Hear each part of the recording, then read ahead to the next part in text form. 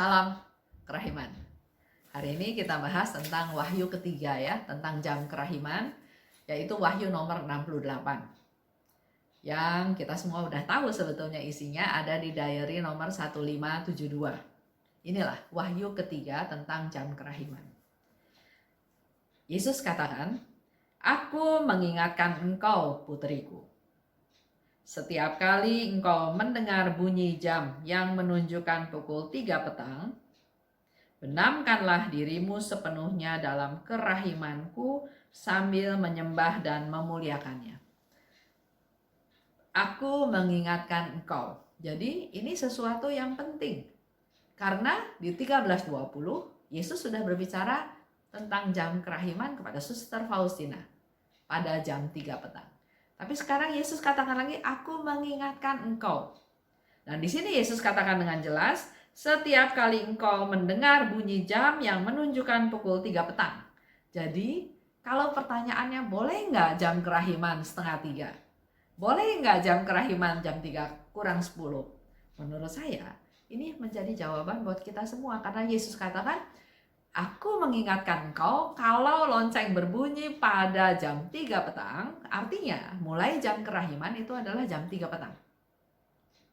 Dan apa yang dilakukan? Yesus katakan, benamkanlah dirimu sepenuhnya dalam kerahimanku sambil menyembah dan memuliakannya. Yesus mau kita membenamkan diri kita sepenuhnya. Perlu proses. Sambil memuliakan dan menyembahnya. Itu yang dilakukan. Langkah pertama ya. Yang kedua, mohonlah bantuan yang maha kuasa bagi seluruh dunia. Kita mohon bantuan yang maha kuasa. Untuk siapa? Untuk seluruh dunia.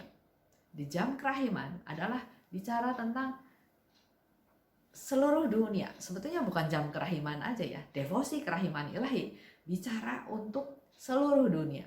Karena pernah ada yang tanya ke saya, kalau bukan Katolik boleh nggak berdoa koronka? Boleh nggak didoakan dengan doa koronka? Nah, kalau kita tahu devosi kerahiman, fokusnya adalah bukan hanya Katolik, tapi adalah seluruh dunia. Dan di sini Yesus katakan, mohonlah bantuannya yang maha kuasa bagi seluruh dunia. Kita mohon kerahiman Tuhan untuk seluruh dunia, khususnya bagi orang berdosa yang malam. Yesus sangat peduli, sangat mengasihi para pendosa yang malam. Jelas dia nggak suka sama dosanya, tapi si pendosanya itu dikasihi Tuhan. Sehingga Yesus mengkhususkan kita melakukan hal-hal yang tadi Yesus minta, tapi khususnya untuk pendosa yang malam. Sebab pada saat ini, pada jam kerahiman, kerahimanku terbuka lebar bagi setiap jiwa. Kerahiman Tuhan terbuka lebar untuk setiap jiwa. Siapapun jiwa yang kita bawa, jiwa pendosa yang malang, jiwa yang putus asa, yang sedang bermasalah, bawalah pada Tuhan. Karena pada saat ini kerahimanku terbuka lebar untuk semua jiwa. Pada jam ini, katakan lagi ya, jam ini. Bukan pada saat ini. Pada jam ini, engkau dapat memperoleh segala sesuatu bagi dirimu sendiri dan bagi orang-orang yang engkau doakan. Yesus katakan, kita bisa minta apa saja untuk diri kita sendiri, juga untuk mereka-mereka yang kita doakan. Yang kita kenal, yang enggak kita kenal, Tuhan akan mendengarkan doa-doa kita. Inilah saat rahmat bagi seluruh dunia. Jadi jam 3 sampai jam 4 itu adalah betul-betul momen waktu yang luar biasa, penuh rahmat. Waktu yang sangat istimewa yang Tuhan sediakan untuk kita. Bahkan Yesus juga katakan ya, bahwa pada jam ini, inilah rahmat khusus untuk seluruh dunia. Saat kerahiman mengalahkan keadilan. Kalau kita ditimbang perbuatan baik, perbuatan tidak baik, pasti timbangannya nggak bakalan seimbang karena kita manusia berdosa. Kita banyak melakukan kesalahan-kesalahan. Tapi Tuhan Yesus katakan pada jam kerahiman, di mana kerahiman mengalahkan keadilan. Jadi kita tidak diadili, tapi diberikan rahmat-rahmat kerahiman oleh Tuhan. Luar biasa ya. Jadi jam kerahiman, bukan menit kerahiman, bukan sesaat, tapi jam kerahiman. Dan itu luar biasanya Yesus memberikan waktu yang sangat istimewa untuk kita semua pada jam kerahiman. Selanjutnya ya, Yesus katakan lagi, putriku, berusahalah sebaik-baiknya untuk melaksanakan jalan salib pada jam ini. Kalau kita melakukan jalan salib perhentian demi perhentian tanpa direnungkan, mungkin perlu waktu sekitar 10 menit sampai 15 menit. Tapi kalau Yesus katakan kalau bisa, lakukanlah jalan salib pada jam ini. Setiap peristiwa kita renungkan. Asal saja tidak terhalang oleh tugas-tugasmu. Lihat ya, Yesus luar biasa. Yesus tahu aktivitas kita sehari-hari. Tahu ada yang masih harus kerja, ada yang harus jemput anak di sekolah, ada yang masih ngajar seperti guru di sekolah atau banyak hal. Dan ini jangan sampai mengganggu. Maksudnya jam kerahiman jangan sampai mengganggu tugas kita sehari-hari, karena itu pun menjadi bagian tanggung jawab kita yang harus kita lakukan. Sehingga Yesus katakan, asal saja tidak terhalang oleh tugas-tugasmu. Kalau tidak mungkin melakukan jalan salib, sekurang-kurangnya masuklah ke kapel barang sejenak dengan menyembah hatiku yang penuh kerahiman dalam sakramen Maha Kudus. Yesus memberikan alternatif lain. Kalau tidak bisa melakukan jalan salib, pergilah ke ruang adorasi, ke ruang sakramen Maha Kudus.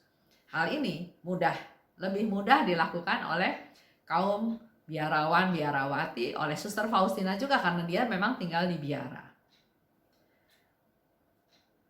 Tapi Yesus katakan lagi, kalau untuk masuk ke kapel pun tidak mungkin. Seperti para petani lagi kerja di sawah ya, dia nggak mungkin perjalanan dari sawah sampai ke gereja harus membersihkan diri dan lain-lain. Mungkin jam 4 udah lewat, jadi jam kerahimannya sudah lewat. Yesus pun memberi kemudahan yang lain. Kalau untuk masuk ke kapel pun tidak mungkin, dimanapun kebetulan engkau berada, jadi dimanapun. Yesus minta, benamkanlah dirimu dalam doa. Kita berdoa. Dimanapun ya, dimanapun kita berada, kita berdoa, biarpun hanya sebentar. Seperti yang lalu saya ceritakan, kalau memang tidak memungkinkan, ya kita tutup mata sebentar, kita berdoa. Misalnya contohnya, Tuhan, ampuni dosa saya, karena apa yang saya lakukan menyakiti hatimu. Ampuni saya Tuhan. Yesus minta, benamkan dirimu. Kita membenamkan diri, kita merasakan sinar-sinar kerahiman. Biar diam aja, nggak usah berbicara apa-apa. Itu pun kita diam di dalam kerahiman Tuhan. Dan dari situ nanti akan muncul sendiri doa spontan yang keluar dari hati kita. Selanjutnya ya, Yesus katakan, aku menuntut penghormatan terhadap kerahimanku dari setiap makhluk. Jadi Yesus berharap, nuntut supaya semua makhluk memberikan penghormatan kepada kerahimanku. Jadi bukan hanya kita para devosan, melakukan jam kerahiman, merasakan kerahiman Tuhan, mengalami, membagikan, mewartakan, hanya di lingkup kita saja. Tapi kalau kita lihat ini, Yesus minta menuntut penghormatan tentang kerahimanku dari semua makhluk. Jadi kita punya PR, punya tugas untuk terus-menerus mewartakan kerahiman Tuhan supaya semakin banyak orang yang tahu tentang kerahiman Tuhan. Bisa dengan kata-kata, bisa dengan perbuatan, bisa dengan doa-doa kita. Terutama dari Engkau, karena kepadamulah aku telah memberikan pemahaman yang paling mendalam tentang misteri ini. Jam kerahiman adalah suatu misteri, di mana Tuhan menyediakan satu waktu tertentu untuk memberikan semua rahmat yang dibutuhkan oleh manusia. Dan pengertian ini Suster Faustina yang tahu lebih dahulu, karena dia yang langsung dapat dari Yesus. Sehingga Yesus katakan, aku menuntut engkau, karena kepadamulah aku telah memberikan pemahaman. Nah, kita yang juga berdevosi kepada kerahiman ilahi, yang melakukan jam kerahiman setiap hari, saya yakin Tuhan juga secara step by step memberikan pemahaman kepada kita semua tentang misteri jam kerahiman ini. Jadi yang perlu kita lakukan adalah melakukan apa yang Yesus minta sejauh kita mampu melakukannya. Tapi lakukanlah setiap hari, karena Yesus katakan setiap engkau mendengar bunyi lonceng pada pukul 3 petang, dan itu akan terjadi setiap sore. Lakukanlah. Benamkan dirimu dalam kerahiman Tuhan, menyembahnya, memuliakannya, berdoa untuk orang-orang yang berdosa supaya diberikan rahmat pengampunan oleh Tuhan. Dan bolak-balik Yesus bilang inilah jam penuh rahmat untuk seluruh dunia. Apa yang kamu minta untuk diri kamu sendiri, untuk orang-orang yang kita doakan, Tuhan akan mengabulkannya. Kalau permintaan itu demi sengsaraku. Jadi waktu jam 3 sampai jam 4 itu adalah luar biasa. Waktu yang sangat luar biasa. Tapi jangan karena jam 3, jam 4, ya sudahlah nanti jam 4 kurang seperempat. Kita ingat lagi dari dua nomor. Nomor 13.20 dan nomor 15.72 Yesus katakan pada jam 3 petang. Kalau di 15.72 dengan lebih jelas lagi, kalau engkau mendengar bunyi lonceng berbunyi 3 kali pada sore hari, artinya pada jam 3 petang, itulah mulai jam kerahiman. Benamkan dirimu dalam kerahiman Tuhan. Terima kasih. Salam kerahiman.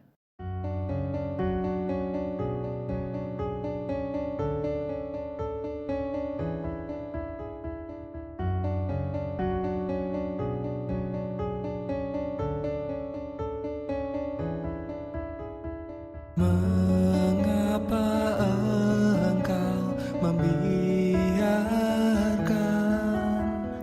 banyak dosa dan kejahatan?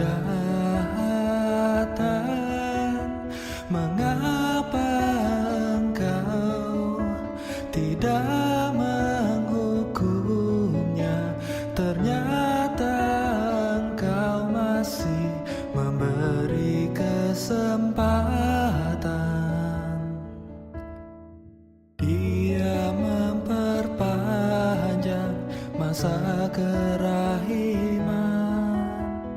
Celakalah mereka yang tak menyadari. Tulis dan wartakan kerahimannya. Mohon rahmat bagi mereka yang berdosa. Ya Yesus, terima kasih atas semua kesempatan yang Engkau beri. Ya Yesus, ampunilah atas semua dosa yang terjadi.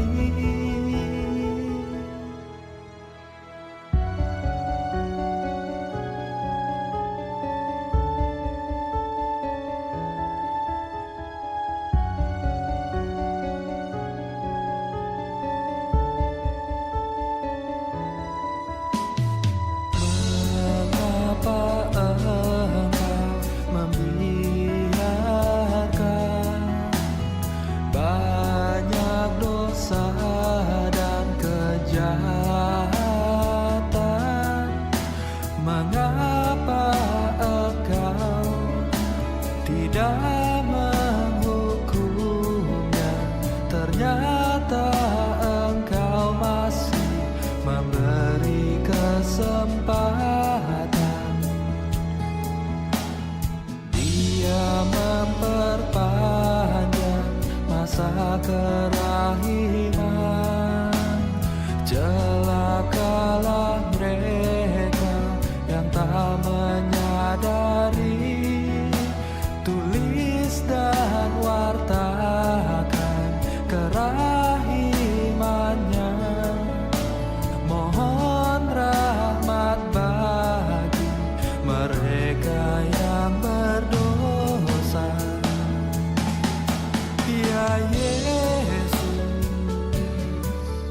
terima kasih atas semua kesempatan yang Engkau beri. Ya Yesus, ampunilah atas semua dosa yang terjadi. Ya Yesus,